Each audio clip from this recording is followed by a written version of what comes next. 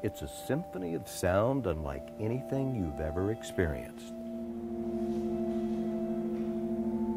You're immersed in a chorus of ethereal tones that come from all directions, rising and falling, blending and constantly changing.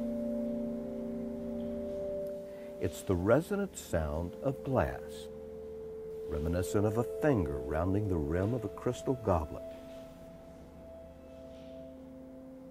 In this installation, Transference at the Houston Center for Contemporary Craft, you're surrounded by 30 glass vessels of varying sizes, each producing its own unique sound. Ethan Rose is an experimental sound artist, and Andy Pico is a glass artist. They came together on this project, bringing both of their interests to create an immersive sound environment. Ethan created choral arrangements of these glass vessels on the walls, and they play for a specified amount or duration of time, but as far as which vessel plays when, it's completely random, and so always creating a different experience when you're in the space. The Craft Center is one of only a handful of institutions in the country where you can experience the art of craft at this level. It really has to be good, high-quality work that's going to engage the visitors and create a really great experience for them to not only learn, but to appreciate and to get a better understanding of what craft can be. The Craft Center is constantly breaking new artistic ground, exploring contemporary craft at its highest level. Its exhibits constantly push the boundaries between traditional materials and techniques and contemporary concepts. A good example is Bridge 11 by fiber artist Leah Cook.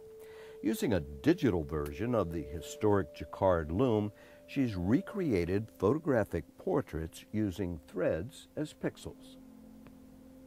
Bridges 11, Leah Cook, reaches the goal of us presenting contemporary craft at its highest level. The work crosses the boundaries between traditional materials, fiber, traditional techniques, tapestry and weaving, and modern digital imagery. Contemporary craft is about the process, the techniques. They are rooted in generations of history. Historically, everyone in a village made something. Everyone was a craft artist, and the objects were functional, the things that they created. A broom was a broom because it had a job to do. When industrialization happened, artists sort of pushed back against that. Now everything was made by machine, but artists were still working in those traditional processes and materials. But they were able to go beyond function. It didn't have to be a broom anymore. It could be a shape. It could be about the form. It could be about the statement that it might make. Where they are going with commentary or socio-political statements is the contemporary piece of it. I'm interested in how a person like myself, who's a maker of things out of clay, how you sort of survive and grow and evolve in the digital age. John Zimmerman is an assistant professor of fine arts at the University of New Mexico. He took a 12-month leave of absence to become one of 6 artists-in-residence at the Houston Center for Contemporary Craft. I started with the arrowhead mostly because it's the most easily recognizable stone tool.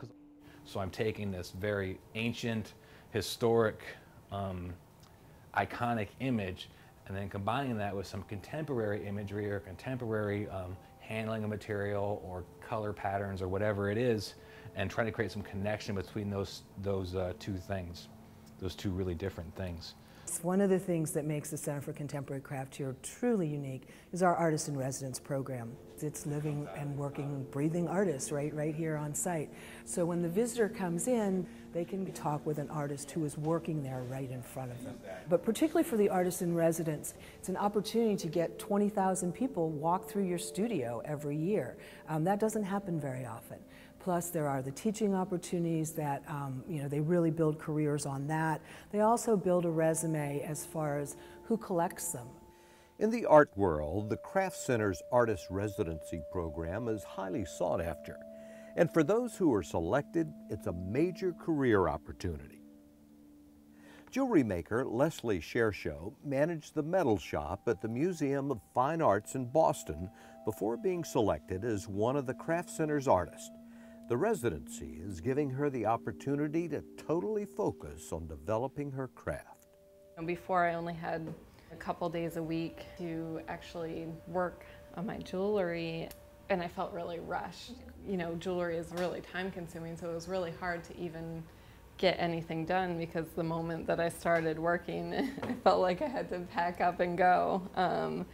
So it's really great for me to actually have like a full day's work, making this sort of like a full-time job for a little while. Nathan Dube is a metalsmith whose work, like this presentation set of matched spitball shooters, explores the relationship between childhood play and aggression and masculinity. Like all of the artists, Nathan's studio is open to the public.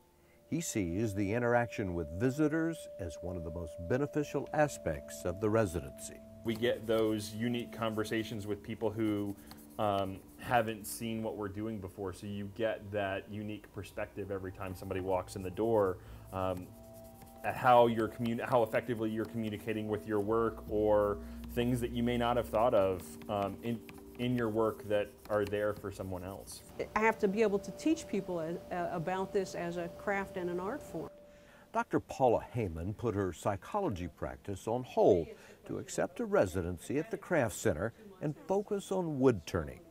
She believes the interaction with the public is helping her define and develop her new art career. So for me, it's really about how to explain what I do.